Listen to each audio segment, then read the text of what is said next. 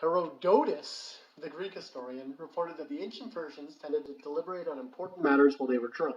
Then they would reconsider the decisions the following day when they were sober. If it happened that they did their first deliberation took place when they were sober, then they would always reconsider the matter under influence of wine. If the decision was approved both drunk and sober, the decision held. If not, the Persians set it aside. My name is Willows. And my name is Tyler. And we're both young business guys who still adhere to these ancient traditions. Join us as we debate and discuss business topics, moves we're making, politics, and more, both sober and then drunk, to see if we come to the same conclusions. This is Alcohol Beyond This Point. Beautiful. Welcome, welcome, welcome, baby. This is 6 p.m. Central Standard Time, December 31st, 2019. This is 6 hours before we are entering 2020. And before we get into the topic of the day, let's talk about what we're drinking today.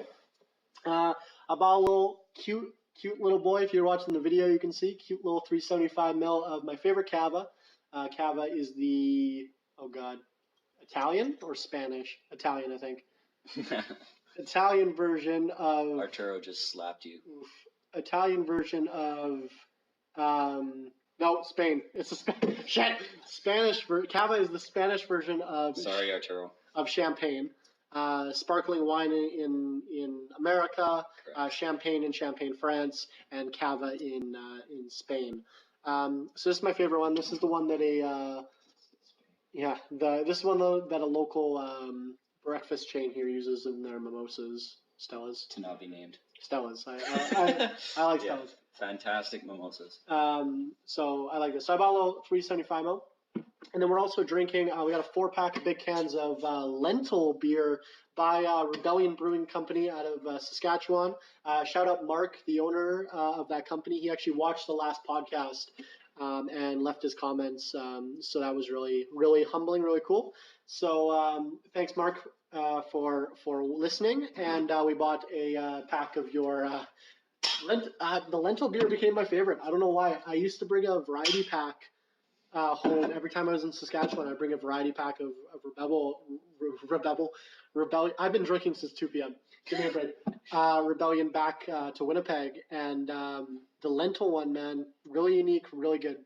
My favorite. So. And I have not had it yet, so first impressions. Yeah. So thanks, Mark, for listening, and we are drinking some Rebellion today. So if you want to explain what we're doing. Well, second up, we'll do the present. Oh, what? So I'm making Willows feel really bad because I got him a Christmas present, didn't tell him, and he didn't get me one. So this is what I like to do to people.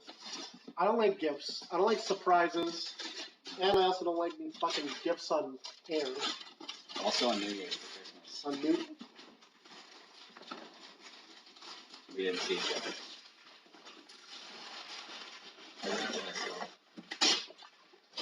So you can drink at my house without using fucking plastic cups. So thank you, Tyler. It's a unique glass for every type of beer. So you have one for classic Pilsner, Old English Pub, Belgian Ale, Craft Pub, Porter, Stout, and a wheat beer glasses. So apparently that makes a difference to the tasting of a beer for a beer snob. So evidently does. Do you want to crack it open and pour these beers in? No, I didn't even think of that. But should we trust them? They're going to be dirty. Are they going to be dirty out of the box? I don't know. Ask somebody who cares. You know what? Let's not do that because Spotify can't even see what we're doing, and that's 65% of our viewers is on Spotify apparently. So that's fair. All right, we'll leave that as is. Thank you. It's very nice. It was thousands of dollars. We're gonna open the beers now. Happy New Year. Happy New Year.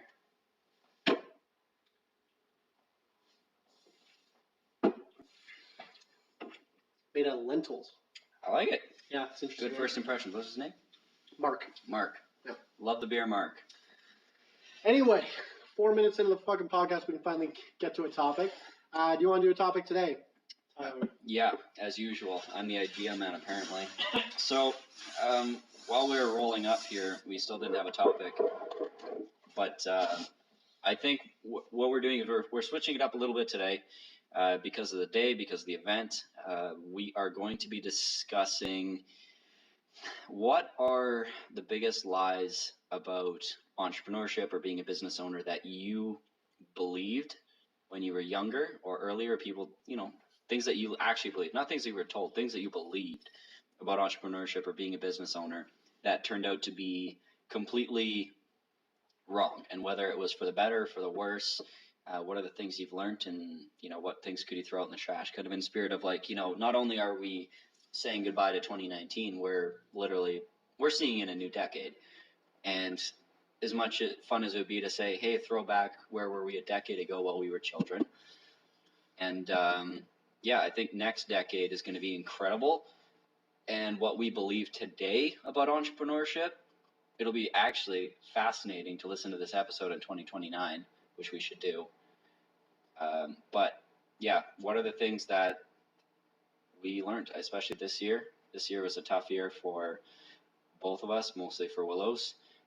And I know a lot of people that had a very hard year this year, and like only a select few that really flourished. So it's an interesting one to talk about. Yeah. So we're mainly contextualizing because Happy. But you see so many people doing the start of the decade, end of the decade. Obviously, I was 12 and you were 13 10 years ago. Yeah. And yeah, so it's hard for us to do that, but we're kind of taking in context from when we kind of started on entrepreneurship, which I know for both of us has kind of been an all the time, but never kind of thing, where we're all whatever.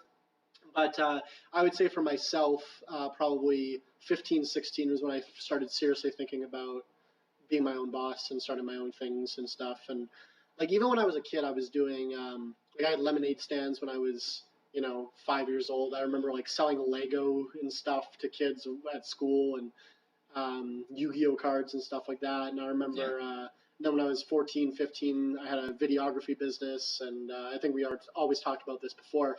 But I think I've always been kind of entrepreneurship adjacent, but I would consider my real first introduction to entrepreneurship and real stuff was in high school, right? Where I knew I was hanging out with a lot of people that were doing MLM, and that was kind of my first paradigm shift into, I'm like, hey, we can kind of be our own boss and do whatever we want kind of thing. So MLMs are fantastic at indoctrinating about those things. Yeah. They're very good at it because they hit the surface level and they tell you what you want to hear. When I was living... We'll talk about it on our MLM episode to be announced. I was living with my friend who was in an MLM, and his roommate moved out, and he's like, yeah, I just got like these free rooms, like anyone who wants to crash here can kind of thing. So I was like 17, I was spending nights there. And we were doing like cult things, right? We were like waking up and working out together, and then like you had to read a chapter of a book, and then I went to school and they went to work and stuff like that, and right, whatever.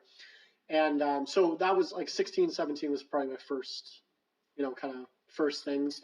So if we're talking about like misconceptions, or at least things I believe that things you were excited about that absolutely turned out to be worthless. I guess I think that I thought that it would happen a lot faster. Oh yeah, right? Absolutely.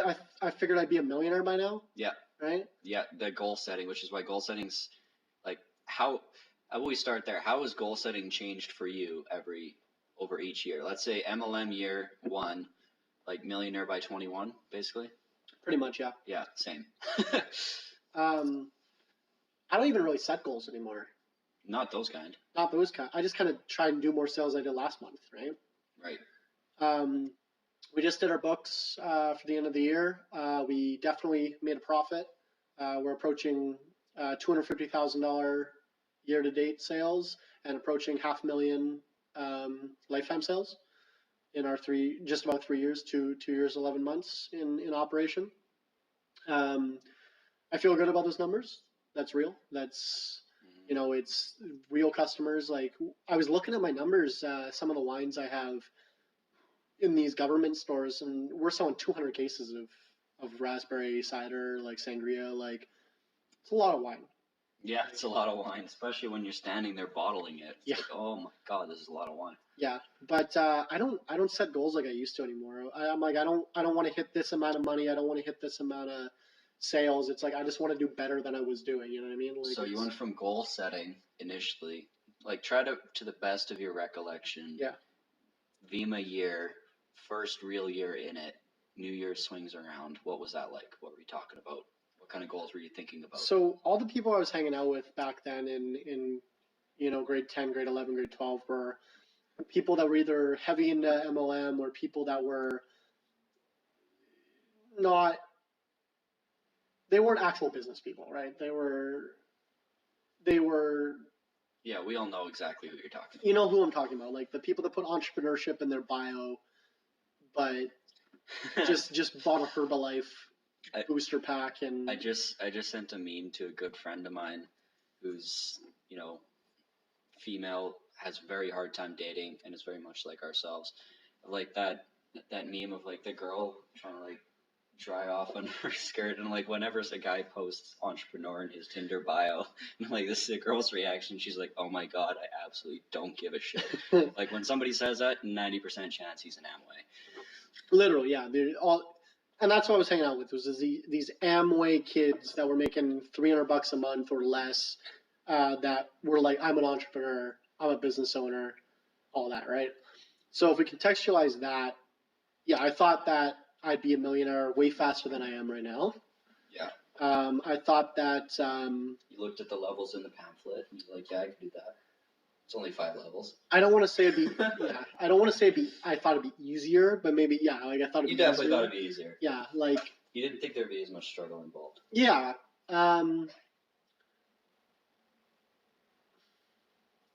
I guess I thought. I don't know. That was the main ones, I guess. Like ignorance is bliss. Yeah. You hadn't lost anything yet. But then I guess I still, like, even when I started this business, I thought it was easier, or not, maybe not easier, but I thought it was going to be more successful than I am. Yeah, that's not for sure. Not to cheapen my accomplishments, but like that was my. Let's talk about opening day here. Well, opening day, we hired fucking 4 delivery drivers, and we hired 3 dispatch people because we were like, oh man, we're gonna do $1 million first year. We're gonna all this. We just thought we'd be so busy, and we underestimated how much. We had no idea how much productivity a human being could put out.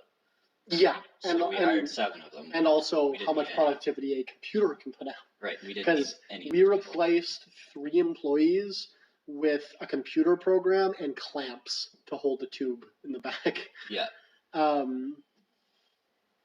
But I think there's definitely a benefit that I always shoot above where I'm going to end up. I think that helps me motivate myself and get shit done. Where I think so big, and then I fall kind of. What's a dumb expression? Like you shoot for the moon and you still land among the stars. That's what it is. Yeah, if you miss, you'll still land among the stars. Yeah, but or shoot for the stars, and if you fall short, you can still hit the moon. It goes both ways. Yeah, it's a really dumb expression. Because I know it's dumb, but okay, but like for instance, like I was like, oh yeah, we're gonna do $1 million first year, and then we settled on 150,000. I'm like, oh okay. Right. You know what I mean? Like this is how hard it is. But I overshot it, and that's what helped me work harder. Yeah. You know. So now when you set your targets for next year, you'll probably actually set a target that you can hit. But because of the restrictions of your business, you can hit stretch goals, but it's not necessarily healthy growth either. Well, I think I got a lot more realistic just running this business. Right. Just having rent and bills and employees and all these bills I have to pay. You know, I have $10,000 or more a month that I got to pay out to everything. So would you say you changed from like a self-serving goal maker to somebody that's actually like serving a purpose, right? I think of it more like it's like I'm going to make all this money. Now it's like this is the mission I'm a part of. Well, I you're not setting personal income goals. No, I'm not setting personal income goals anymore. I'd rather own $1 million company than be $1 million rich myself. Yeah, I think that's more prestigious. Yeah, well, right. $10 million company versus $1 million personal. Yeah. I almost think of it like I've gotten more realistic, but I almost think that's a detriment to what I'm doing. Like I almost think that like me not dreaming anymore, not having ridiculous goals, like that doesn't help. You know what I mean? You're absolutely right. Yeah. But I think we're working on that. We're hiring more employees. I'm getting more of my low leverage activities covered, and then I can go back to dreaming. Well, it also comes from a place of self-esteem and mental health too, right? Yeah. That's huge. Yeah. Which I would say 2019 is probably my lowest mental health I've been at in my life. But then like when I wrote the business plan, 2014, like late 2014 or 2015, I was homeless, wrote the business plan. But when I started this business, that was probably the peak of my my mental health. Yeah, you hadn't lost anything. It was all new. Well, and after I got evicted from my trap house, and after I'd done being homeless, I was over my breakup at that point. I got a new place. I got a new friend group. I started this business, and that was that's probably the highest my mental health has ever been. It was most confident I've ever been. And then 2019 is probably the worst. So, but empirically, I'm doing better than I ever have. So then, in lieu of not setting goals, what are you doing instead? It's work. I don't know. Like, just grind it out. Just grind it out. Like get up every day. Like I want to say I don't set goals, but like it's not like I'm well aware of how much sales I do and everything. So I go to an event, I sell this many bottles. I'm like, oh, that was a good day. Right. Let's try to have another good day. And you probably mentally set targets for yourself before you roll, and you're like, I bet I could sell as many bottles. Yeah. So like, well, for instance, when I want to sell at least 12 bottles when I do a 4-hour sampling at a liquor mart. One case, I want to sell at least one case when I go. That's kind of my goal. And like my goal with, or not my goal, but statistically, I sell about 15 bottles per one sampled at a farmer's market. Right. So if I'm not hitting those ratio-wise, then I'm doing poor. But I almost always hit those. So I don't sit down anymore and have a dream board and set, because I used to have a fucking cork board with like cars and fucking shit on it. Yeah, which I don't think that helps me. It helps to some effect, and you should probably go back to it, which I mean we'll talk about. But I watched a TED Talk this morning. So every morning, my organization we send out a morning motivational video type of thing. Mm-hmm. And today's was a TED Talk, and I'm just trying to pull up the title here. But basically, it was about the power of small things. Make the law of attraction work for you. There you go. Here's some ads. How to achieve your most ambitious goals. Okay, so that was by Stephen Danier. So he was like at one point like CEO of one of the most successful hedge funds startups. He built and sold 2 hedge funds. Like just a big guy. He graduated like summa cum laude. He got some massive jobs, like crazy achievements in terms of education. And he was like a C average student at best, even into college. And then all of a sudden he made one subtle change and he made it to Dean's List, Honors List, and so on. And he never looked back. And now he's done a bunch of crazy things, from like setting Guinness World Record book for the largest like crocheted granny square to ran like one of the most difficult marathons in the world. And this was like started these habits in his 50s. So his thing is he's got like ADHD. He can't hardly do anything for more than 15 minutes at a time. So what he started doing, he's like, I have been a victim of my own decisions and a victim of my restlessness. I am instead going to take control of that and minute by minute, day by day, make these decisions to set myself up for success. So what he started doing was studying is he would only do 15 minutes blocks at a time, and then he would go play video games for 10 minutes. And then he'd do another 15-minute block on a different subject. And then he'd go like play some cards. And then he'd go back and do another 15-minute block. And like he was just constantly moving, so he got a lot done. And he just broke down all of his tasks into like these bite-sized pieces. And that habit he started in college age, and he turned it into he put that towards running. He learned like 2 new languages in his 40s. And then he did all these other random things, Guinness World Records. Like he did all that stuff just with these like in little bite-sized pieces, and that was just kind of his thing. Like, you do these subtle things, and he's like, I don't get to New Year's and say, like, I'm going to do this big thing. It's like, I made a list of like 30 New Year's resolutions, and I looked at how do I break those down into like 5-minute things I can do every day. And he's like, out of those 30, I hit like 20 of them because 10 of them were impossible, and the other 20 I got done. And that's like, he's like, I completely changed my goal setting, because every year it's like, you know what, I'm going to do better in class, I'm going to study more, I'm going to do this, I'm going to do that, and those were his goals. And he's like, and I wouldn't get to the next year, and I was in the same place I was last year. Yeah. So he started making like daily goals, but catering to his own weaknesses or to a situation, which kind of like how you're doing your markets. Instead of saying, I'm going to make $1 million, it's going to be like, I'm going to sell 12 bottles per one sample. Or, yeah, sorry, that would be a fantastic ratio. Sell 1 bottle per 12 samples. Not 12 bottles per one sample. Okay, no, it's 1 bottle of samples. So it's between 20 and 30 samples, depending on how much I'm pouring, to sell 15 bottles is my ratio typically. Right. But anyway, I think that comes back to self-awareness, because I think that's important. That a lot of, maybe that's a misconception I had too when I was younger, is that there's a path to success. Yeah, I remember there's set formula to hearing do what they do, say what they say, you'll get what they get. Oh yes, right? I love that. Yeah. I wholeheartedly believed that when I was fucking 17. I don't fucking even close to believe that now. Every single person, every single entrepreneur I've ever met has such a wildly different approach to work ethic, and just division of time, division of everything. I don't think there's any specific path for me to be. I don't think if I copied how someone else worked, I don't think that, like, for a good example, I think we were talking about this on Zappa, Business Behind the Scenes. Shout out Christian Zappa on his podcast. Find me there 7 times. Fuck you, Zappa. He needs 9 hours of sleep a night. Yeah. To function. Yeah. I get 4. Yeah. I'm at 7. Yeah, I get like 4 hours of sleep, and you've seen me. You fucking see if you see my Snapchat app at Willows, I get fucking 4 hours of sleep a night. And I can't stand. It makes me uncomfortable watching it.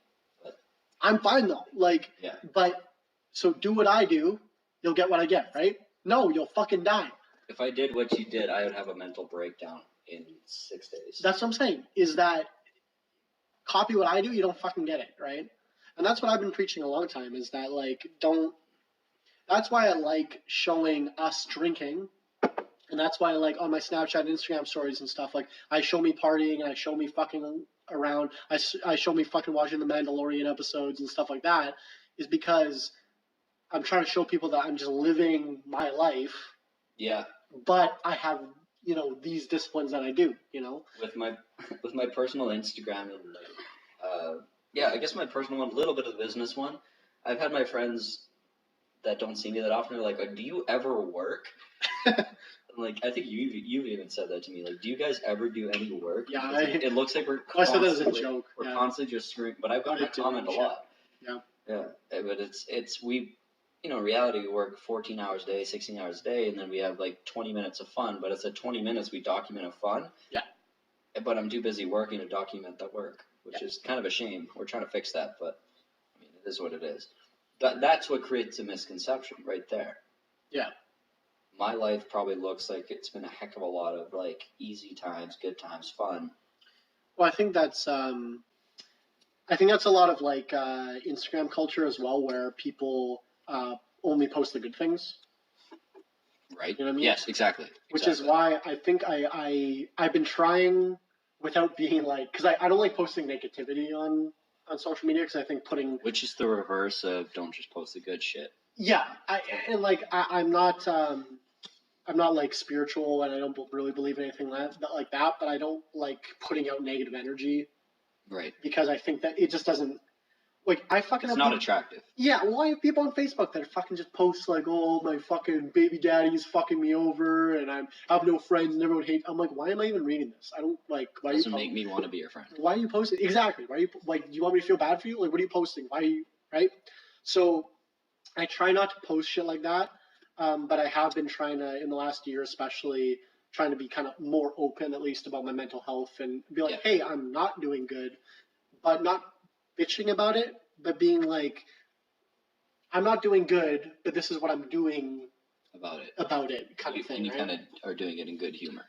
Yeah, more or less. Like, that's how the posts come off. Yeah, but I think being real with people and being like, hey, I didn't have a good day today. Yeah. I think is important because when people follow, influencers or Kylie Jenner or, Dan Bilzerian or anything like that, it looks like everything is great all the time. But obviously, we're humans. We have bad days. Yeah. Right? Oh, like Dan Bilzerian is a great example. So I know a guy who's got a good friend that's a celebrity. So like 2 degrees separation.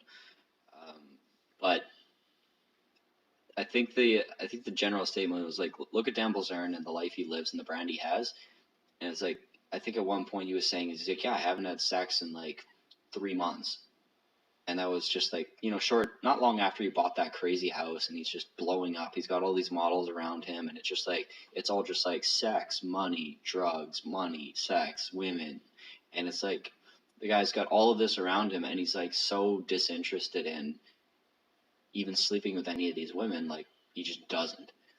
And like that's like if people looking at Dan Bilzerian's posts and like drooling over that lifestyle, or even the girls looking at those other girls, like if it said in the subtitle like I haven't had sex in 3 months, like how would that change your opinion of that person?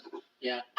Well, I think that's a lot of so I have 2 opinions on this because one, I follow Dan Bilzerian and I follow fucking Kylie Jenner and I follow all these people, celebrities, and I follow all those fucking Instagrams that are like just cars and chicks and all those fucking Empire or whatever. Yeah. I follow all those for visualization purposes because I don't have that, but I will one day. And I like to reinforce myself, especially when I wake up. I just scroll Instagram, being able to see stuff like that. It's like, okay, I can. That's Which is ironically what some people say is like the worst habit you could have. I disagree. Depending on how you process information. Yeah, I disagree. But, because I don't look at it with envy. Right? Exactly. That's the difference. I think a lot of people could look at it with envy. I do not. Yeah. But then the other thing, man, I've been drinking since 2 p.m. I use it as visualization, but then some people I think use it negatively. I think there's a lot of people that would like look at something like that and be like, well, I can never have that. Yeah, and you feel the envy. Right. So what's one thing, just thinking strictly business, in the last 12 months that you've really, really changed that's worked for you? That you previously would have thought like you wouldn't do. It's unsexy. That's not something that like a successful entrepreneur does. What do you find yourself doing that you didn't think was important? Probably getting up at 6 a.m. to drag your ass to a farmer's market. Well, I've been doing that more than a year, but yeah. 19-year-old Willows didn't think that was like the sexiest thing. And now you don't even want to give up that market, even if given the chance. That's funny, right? That I have the opportunity to hire employees to do some of my shittier events and stuff like that, like stuff that I don't want to do. And I'm like, man, I can sell more of that shit. I want to do it myself. Yeah. Right? And you do enjoy it. You get the satisfaction. More or less. There's been a few 6 a.m. Saturday markets I've done very hungover and have had to go puke in the bathroom quick to come back to work. But more or less, I enjoy it. I like... The reason why I like stuff like that, like farmers markets and sampling and stuff like that, is because I can meet people one-on-one. Yeah. And I can say, hey, and I can ask them about what they do and why they like us and where they heard about us and what they're coming from, and you like that sample? What kind of wines do you like? What kind of whatever? And like, you'll like this, and then they like it, and then the one-on-one. I think it's maybe not infinitely scalable, but I think it's so satisfying to talk to one person, make one sale. You'll forever have the one-on-one. It'll just change on the topic will change. Yeah. So stuff like that is so satisfying for me. Like just the one-on-one sale where I convince one person to buy my drink over somebody else's. Yeah. Right? Is so satisfying. Or buy a drink when they weren't expecting to buy anything. Yeah. Is well, there's a girl on Twitter that has like a jewelry business or something, and I was following her because it was nice stuff, and I retweeted something that she posted. She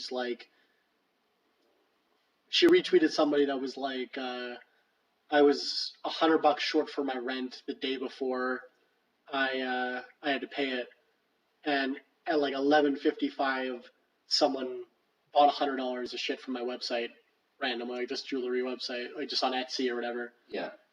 And it literally saved my life. And she retweeted that with like, just think about that next time you buy from Walmart, instead of buying from a small business, like how much that tiny little bit can affect someone's life. Like $20 can be like make someone's day. Yeah. And I retweeted it with the comment like, even though I'm going to do like $200,000 this year, every single time someone buys a bottle over someone else, my fucking heart flutters. I'm like, man, this guy picked me over everything else. In a fucking flooded area like wine to buy my stuff.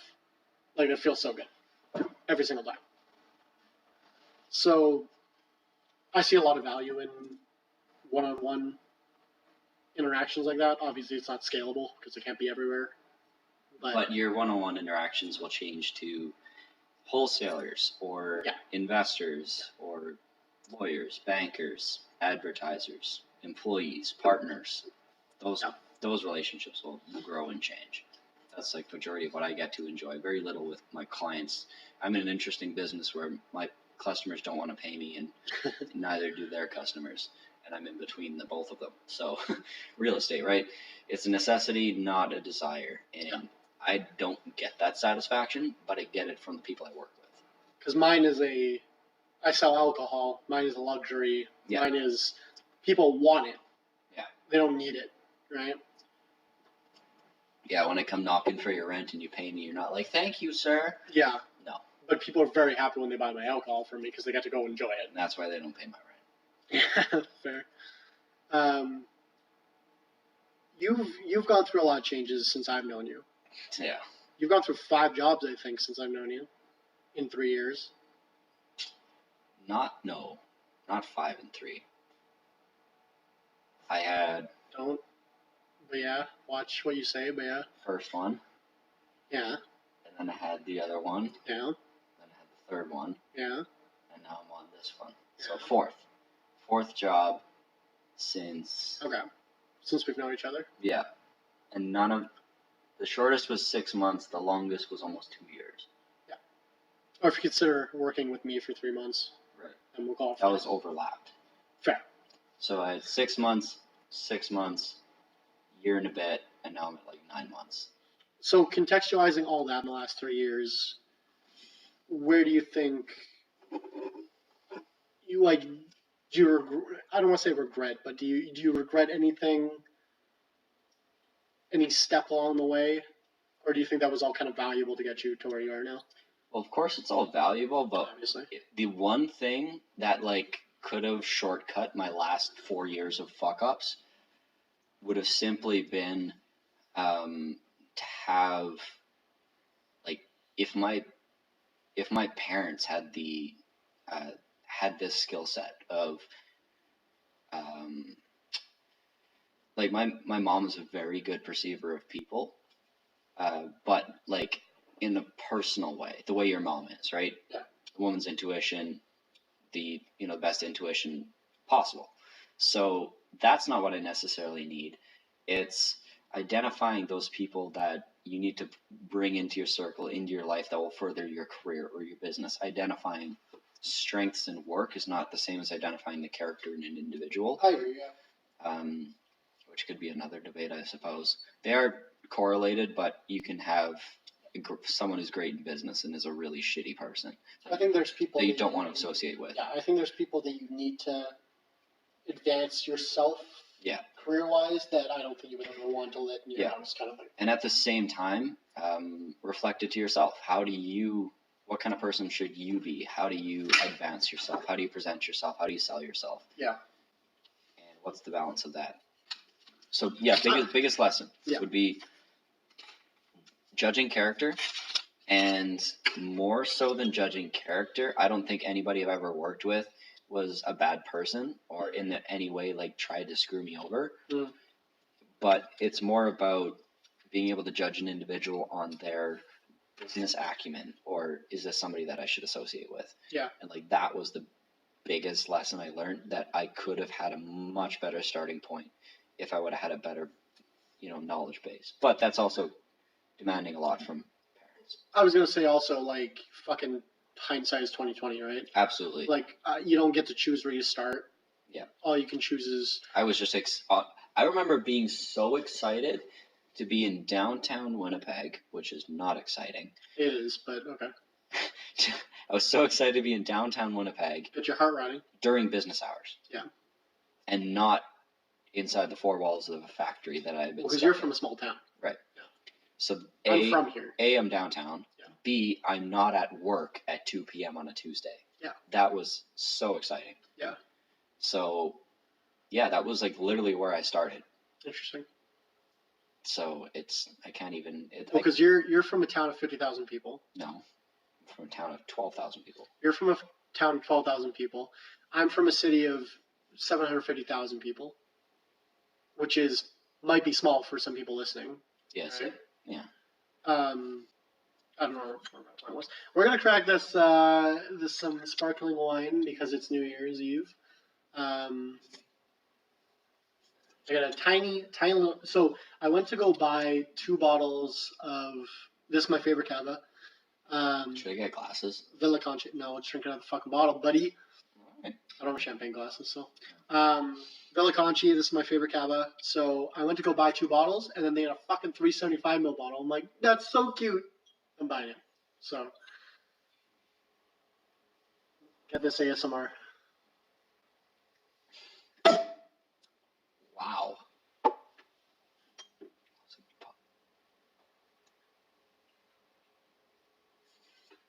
Cheers to 2020. Ooh. Yeah, I think I had a lot of the same ideals. One of the best quotes I've heard is people greatly underestimate what they can get done in 3 months and way overestimate what they can do in a year. That's interesting. So some of my best year before last, one of my goals was I'm going to get in the news this year. Yeah. And it happened on February 2nd on the Shrugging Doctor launch. Oh, right? Yeah, that was because of me. I didn't care about how, but I'm I'm going to get in the news this year. And actually, I think I got in the news several times. You're welcome. Not my face per se. That was the only time my face got in. Mine. What? You were with me. Yeah. Yeah, that was the only time my face got in, which is great. I didn't care how. But my writing got in the news many times. Yeah. And I just did a Metro interview yesterday. Right, and you've been in the news many times. This was my 50th newspaper review interview. 50th, yeah. Cool. I was in a magazine, had a 2-page spread in a magazine as well, Crush Magazine, winemaking magazine. I've been in the front page of newspapers. I'm in the front page of the business section of a giant newspaper. Yeah, I've done that one. I've had the government of Canada interview me. Yeah. That's how I, before I could pay myself a salary, that's how I used to jerk myself off, was getting in the news. That's whoa. It's a true story. This is, not literally, but this is Get that ASMR. That was how I paid myself. Yeah. And stuff like that, right? So. Yeah, that was, okay, so for goal setting for this year, we did it company-wide. And the people I work with are fantastic achievers and blow my mind every day. So like I'm super excited to be working with people that I work with, and I've always been like a team kind of guy. I like working with a team. I like working with people, which is why I've always been around Willows for one. Right. But we did goal setting, and we got two companies. So the two partners run the one, and I run the operations of the other. They both still oversee and are active participants, but like I still do 90% of the day-to-day decisions. And the goal setting for company A, Rehab Kings, which is on my sweater, is incredibly different. Like it didn't even feel like the same office or the same business or even anywhat related, because we're looking at last year, like, okay, we did this, we're literally going to 100x all of our goals next year. And we'll probably hit, 30%. But it's entirely possible. And then we go to, company B that I'm more involved in. We're 9 months in. The other one, company A, is in their third year. Company B is 9 months in. And the goal setting conversation was literally like, everything sucks. It's all on fire. We have a lot of problems. It's been a very hard year. We've reinvented ourselves 4 times. We literally tore down and restructured the company 4 times in 9 months. And we're looking at our stats and we're like, they suck. We've lost some clients. Not growing as fast as we wanted to. The revenue is too low. And like all these things versus our goals at the beginning of the year when it started, we didn't even want to start this company in the first place. But here it is, and it's something that's become incredibly important and valuable. But we're looking at the numbers and goals and benchmarks. And while we've accomplished amazing things, it was an entirely different goal setting conversation. And we're talking like same group of people versus like, we're going to 100x everything. We're going to do this stuff, super ambitious, raise $20 million, do all this other stuff. And then on the other side, we're like, all right, it's been tough, just keep on keeping on. And that was the goal setting conversation. And it was, both felt the same. They were very valuable. Well, I guess that that kind of even goes to my point where I was saying, like, you can't, it's not do what they do, get what they get. Right, you can't rush success. Well, you can't emulate success. Even with the same fucking people. No. 2 different companies may not have the same path to success, right? Yeah, exactly. And the awareness to have 2 different conversations.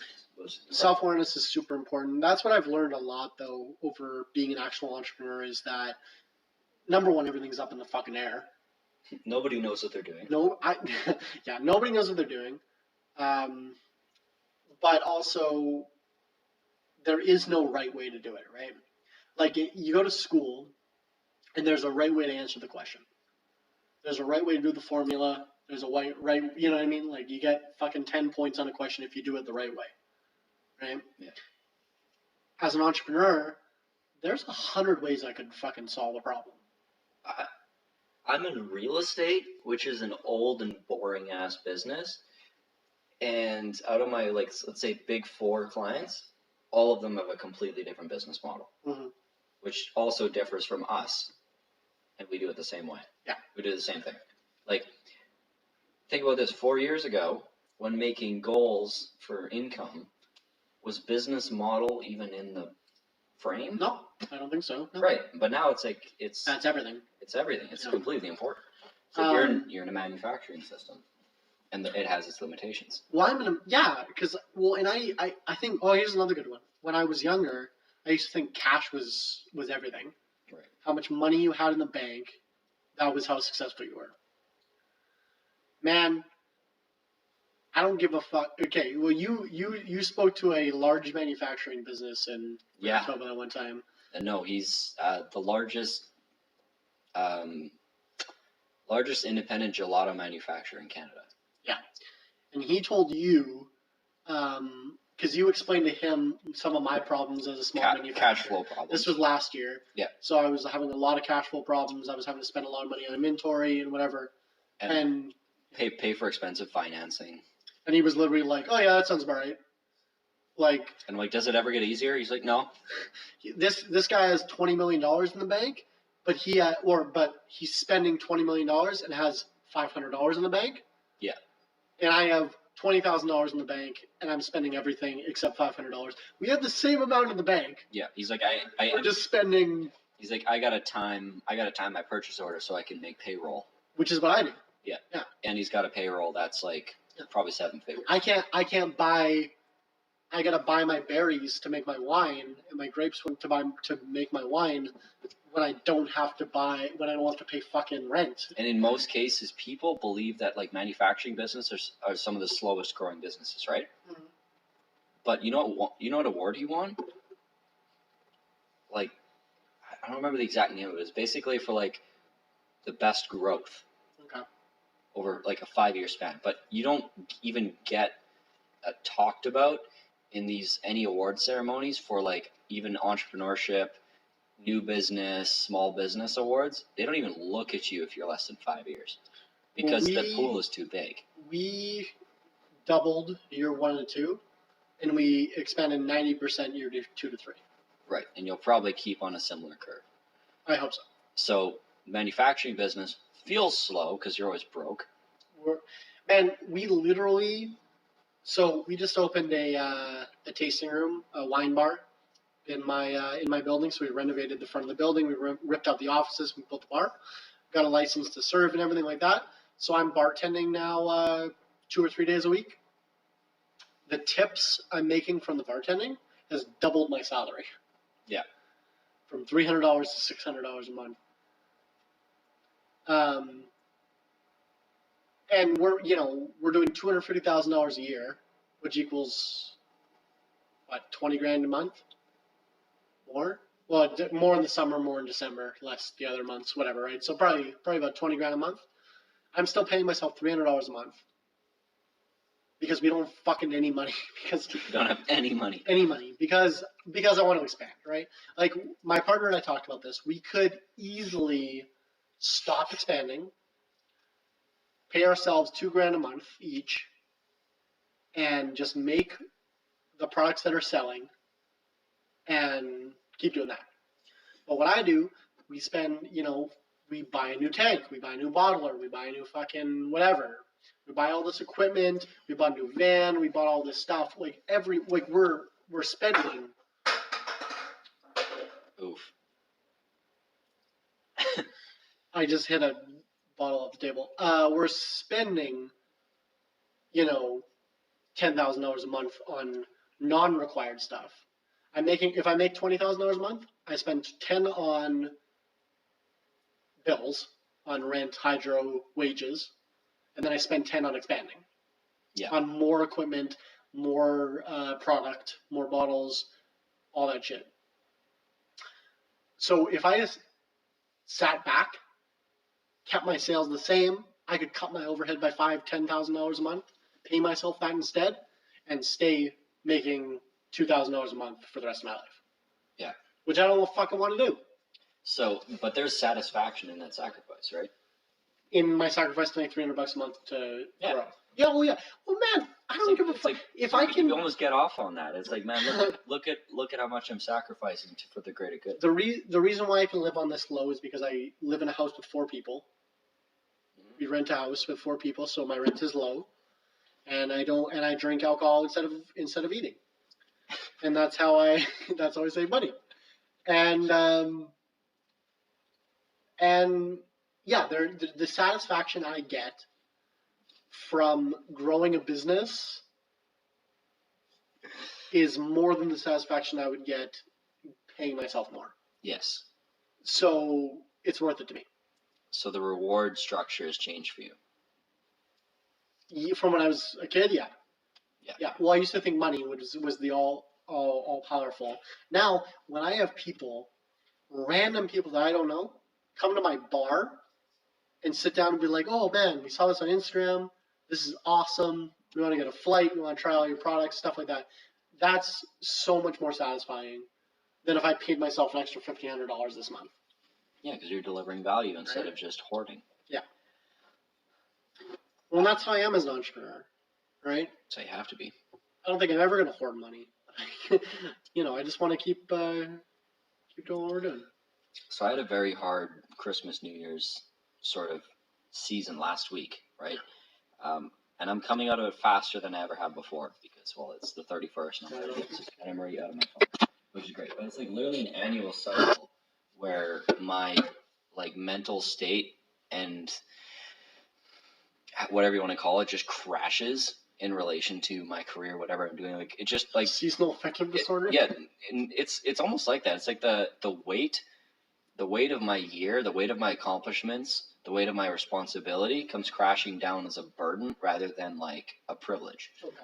And everything comes under reconsideration, which I don't know why. It's like it happens subconsciously, but it's happened so consistently. I literally just warned my business partner, like we're blackout drunk at a bar 2 months ago, and I said, hey, just a heads up, I'm gonna get really fucked up around Christmas, so just keep an eye on me, okay? I said, keep me up, don't let me fall out the back of the bus. And he's like, okay, I got you. I'm like, do you? Like, I'm serious. I'm like, I'm actually gonna give you a hard ass time. And he's like, okay. And that was last couple days. So I don't know what it is, but the fact that I'm now aware of it has allowed me to deal with it. So each year that's resulted in either me changing jobs, that's pretty much resulted in me changing positions every time, which is in either I got like a massive promotion or I completely left the company at like this time of year every year, which is terrible because you restart. You can never, ever, ever be wealthy if you don't achieve mastery. And Willows has been super consistent, which is why he's built a successful business. He's got an asset. He's got a brand. I don't have a brand. Thanks. I don't have an asset. I don't have a successful business. I'm like wearing new swag every 12 months. But I'm trying to break that cycle because that's literally what entrepreneurship is about, or starting or becoming somebody or doing something new, is you have to break your cycles and be aware of what they are. Just like this one CEO where he's like, this 1 year, I just made this decision to break the cycle that I always have. And he became a world-renowned person just because of this simple change he made. Because I guess, like, the difference between you and me, and I guess I don't know why this difference is, but, like, we can correct me if I'm wrong, but if I create something that's lesser empirically than something that you got hired for, I value myself higher. Right. If that makes sense. Like, and I have those same values, but I get caught up in other shit. I guess I'm probably just an idiot. Like, I don't let fucking anyone tell me anything. As the American philosopher Lil Nas X said, I'm going to say, like, American philosopher, do continue. Can't nobody tell me nothing. Yeah. I get a lot more pride from doing whatever the fuck I'm allowed to do. Like, I can literally do whatever I want. That's the thing. Yeah. Because you can literally, in this life, create whatever you want. Because nothing matters. Whatever. We're literally in a simulation. Elon Musk confirmed it. Yeah. We're in a simulation, whatever. But I created this, and I'm proud of this. And even if I'm absolutely qualified for a $200,000 a year sales job right now. I have experience running a sales team. I convert highly on sales, like easily. I can make well over $100,000 fucking getting a job at name a place, Target. Not Target. You know what I mean, though, right? Yes. But I get a lot more satisfaction making $300 a month in my own business because I can do whatever I want. Yeah, and that's kind of how I hacked my mentality here this time, if you want to call it that. But I realized that you have to push against the resistance. So when I'm in a state where I'm like, I want less of this, I do the opposite, where I'm like, no, in fact, I need more of this to get where I want to go. Like me with fruit. Yes. I'm on a diet right now. Exactly. Like I wanted more carbs, but I need less carbs. Right. You want your body to feel better, you got to push it towards pain in order to make it better. It's the same idea. Like, and literally I listened to a podcast by the Jocko podcast which I have an hour commute to work every day, hour and 10 minutes, because I live far out of the city, which I rationalize because, I mean, if you live in Toronto and you're 2 miles from your office, you probably have an hour commute. I have a 9-minute commute to work every day. Exactly. So anyway. And half the week I work in my bed, so whatever. An hour, 10 minutes forces me to spend time with audiobooks and podcasts. Yeah. So I consume a ridiculous amount of podcasts. Listen to the Jocko podcast, and he basically was talking about people always asking for advice. Like, how do you get through the SEAL training? How do you become a Navy SEAL? How do you come out at the top of your class? Like 200 go in, 30 come out. How do you do it? He's like, don't quit. He's like, you just do it. There's no technique to doing it. Just don't stop doing it. I like that Harvey Specter line where he said, like Mike said something like, you didn't quit, did you? He's like, no, I quit every goddamn day. I just never told them I quit.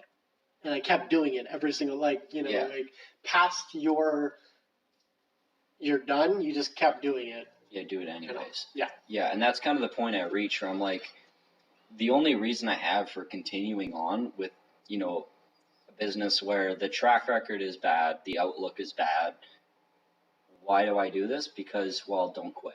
Yeah. And, like, I don't mean to trash my own business, but, like, it's fucking hard. Like, what we're doing, like, business is hard. It's never been done before. Yeah. There's no precedent. Yeah. It's been tried many times, and it's failed every time. There's a boneyard of failed businesses that have tried to do what we're doing. And we're just, like, not giving up, because I think any regular business owner, like, we've made it kind of past the failure point of most companies like us is about 9 months, and we're at month 9. You know what me and my partner always say? We're like, are people just dumber than we are? Yes. Or like, we say that all the time because we just make it work. We hustle and we fucking make it work, and we're like, why did no one else do this? Like, are we just smart? Like, or what? Poisoned is the mind. Because I don't necessarily think of myself as smart. No, smarter than anyone else. There's nothing smart about it. It's just that's why I love that statement. It was just the simplicity of don't quit, because that's when it comes down to this or that or the other thing. Your one and only answer that's consistent every time is, well, quitting's not an option, so we'll get it done. Yeah. Like, quitting's never been on the table. No, neither for me. Like, and I guess that with my business, it's like we don't even when we brainstorm. We're like a couple times a year. My partner Zach will call me and say, "We have a problem." Yeah. I'm like, "Oh fuck." I get that like 3 times a day. And Renee, if you're listening to this, stop it. She's like, Tyler, problem. I'm like, fuck, what is it? And never, when we brainstorm a solution, is quit one of the solutions. No. Right? It's like, well, we either do this, or we do this, or we do this, or we do this. And fucking go out and hit a lick and or sell some drugs is fucking before give up. Yeah. Right? Exactly. Fucking firebomb the government. Which is why I fearlessly borrow you money. Yeah, and I will continue to forever. Good. That's if you want to raise capital. Okay, here's one thing I've learned. I've always struggled in the realm of raising money because I've been constantly flopping between things. Yeah. If I raised my family's money to do any of these things, I'd be embarrassed, or I would still be doing that thing. Well, like why would I commit to you when you've jumped? Right, why would I ask you to commit if I can't? Yeah. So that's like all these things are coming into my mind, and it's not like I'm a quitter kind of person. I've fallen forwards, moved up every time I've changed positions or companies or whatever, what have you. And if I had stayed, it would have been death for sure. Yeah. I'm so fucking grateful I left. Every last one of them. Sorry if you're listening. But to the end of, the space I'm in now, it's like, yeah, things are rough, things are hard, but who doesn't have it rough? Look at anybody. I watched the movie on Netflix, The Richest Man in the World, which is like this guy's grandson gets kidnapped and it's like it's up for negotiation. He doesn't want to pay the ransom, blah, blah, blah. His family has to like manipulate the ransom out of this old man, and then he dies unhappy and alone at the end. Where's I going with that? I don't know.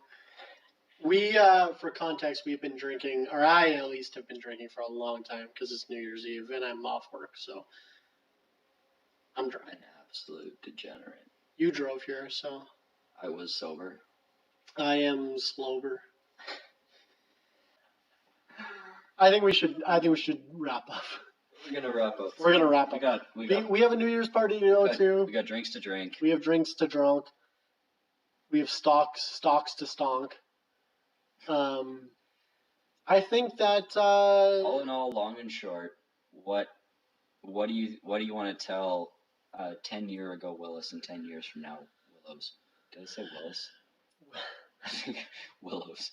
10 years ago Willows. I think Willows 10 years from now. Man, I don't even know. I think better than yesterday, not as good as tomorrow. I think that I had a not great year mental health wise, and I think I'm more optimistic about this year coming up. I don't have any more brothers to die, and I don't have any more girlfriends to break up with me. So, I'm like both of those things. So please don't die. I have not much more to lose at this point, which is that was at the point that I was at when I started this business. I had nothing to lose, and that's why I worked so hard. So I have a lot of motivation for this year coming up. I think that I've learned a lot since since I've been an adult and learned about business, and yeah, I think we should start doing these podcasts more often to get more content out. But this kid is the one. I promise. I'm sorry. No, I don't promise because we'll film a lot when we're going to Mexico. I think for me, 10 years ago versus now, I mean, number one, I would say just make sure you enjoy this year, because this is like the equivalent of looking back at your high school freshman year and sophomore year or whatever and be like, you know what? I could have had so much more fun if I was less worried about my acne and my body image and my friends changing in my classes. Like, you know what that makes me think of is the Office episode where Andy Bernard says, I wish you could know that you were in the good old days right now before you left them, right? Like, exactly. That's exactly what I'm getting to. Is right. You are in the good old days. Right now is the good old days. I've got so much personal freedom. I've got so much financial freedom. Yeah. I've got awesome friends. I've got like so many cool things going on. Like 10 years from now, me would be like, buddy, you've got 3 kids, a wife, and $7 million of debt. Absolutely enjoy your 375 ml bottle of sparkling wine and just fucking send it. So, I know you're not listening to this on New Year's, but I hope you sent it. I hope you did, participated in some degenerate behavior. I won't be editing this until I'm going to be dead tomorrow probably. So, this will probably be out the 4th or the 5th probably. But yeah, Happy New Year. I hope you are sending it because do something you'll regret tomorrow, but relish in 6 months. One more thing that I want to say before we go is that, because like a lot of people say, okay, so I know a lot of people that have had the same job for 10 years at McDonald's or at Tim Hortons or whatever, and haven't made any progress, but they still buy a ball of cocaine every weekend and a bottle and fucking party and whatever, right? And they're not celebrating anything. They're not celebrating. They're trying to escape what they do for a living or what they do for their lives. Well, but then they do that. Buying 8 balls is what they do for a living. No, but then exactly. They do that to buy cocaine on the weekends to forget about their life, so they can buy cocaine, so they can forget. You know what I mean? Like it's whatever. I just look at it as you buy drugs for a living. So Tyler and I want to say, we like to celebrate a lot. We like to drink a lot. We like to Friday we went out and had some duck. Oh, that was it was so good. I love food. Oh man, duck and the cod cheeks and everything. Oh man, we had some good food and good drinks. We like to go out and celebrate, but I think that every time that we go out and celebrate, we've made a step forward. Yeah. Right? We never drink to forget. We never party to forget.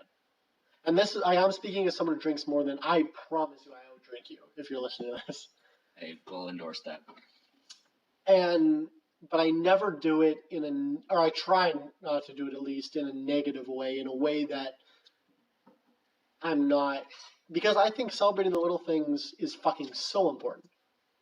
Because I think we have a finite amount of... It's so much easier to do, honestly. Oh my god. Yeah, Have you ever been to a grand opening ceremony or like a business launch event or, you know, a wedding social? You know what people are talking about at the wedding social? That dumb little thing they did with their buddy. Yeah. Or, you know, that series of shots they took and they didn't vomit. Like, that's what's happening at these benchmark events is the little things get remembered. And nobody gives a fuck about what's happening on the stage. No. And think about your legacy, yeah, but man, the tiny little accomplishments you have in your life are so important. All you have. But to that same air, have those little accomplishments though. Yeah. Because I know a lot of people that don't have any of those little accomplishments. Make fucking... You gotta have a destination and a journey. Man, exactly. But like I have I did 250 this year. I want to do 400 next year. You don't have to do that. You could do 25 this year. You want to do 30 this year. Not even money. You could fucking bench. I've never worked out in my life. You could bench 200 this year, but you want to bench 230 next year. You know what I mean? Like, or get a girlfriend, get married, have a child, make your child happy. But just, man, next time you're going to fucking drink on the weekend with your buddies, look around and say, what have we accomplished that we're celebrating to right now? Because even if it's fucking tiny, drink to that.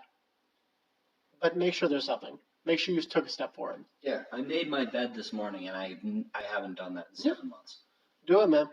And also, just a PSA, I feel sorry for anybody that was actually paying attention to my train of thought and was invested in the outcome and is sorely disappointed because, you know what, I drank too much. But hey, that's life. We're going to go blackout. Having a house party right now. We're going to go blackout and... we're late. We are late. So thank you for watching or listening to Alcohol Beyond This Point. My name is Willows. And my name is Tyler. And 2020, baby. We're going to put out a lot more content as long as Tyler wants to. Hashtag Vote Willows. Hashtag The Rehab Kings. Hashtag Tyler Bergen DBP, which I'll probably change. Don't hashtag any of those. What am I saying? I'm too drunk. At Vote Willows. At Vote Willows, VOTEWIOWS on everything. At Shrugdoc, SHRUGDOC, that's my winery. And then Tyler Bergen, he's a guy, he does things. At Tyler Bergen DBP and at The Rehab Kings, which is, we're going to be doing some more like TV show level stuff. And we have an Instagram now. Yes, yes, that one. Yeah, we have I just made it between these episodes. Alcohol Beyond This Point, spelled out. If you go on my Instagram, it's in my bio. Alcohol Beyond This Point, and then we have a Facebook as well. So yeah, subscribe on YouTube, follow on Spotify, and follow on Instagram and Facebook. Happy 2020, man. Like, just cheers. Be good. I don't know. Be good, be happy. Cheers, whatever. Anything else? Bye.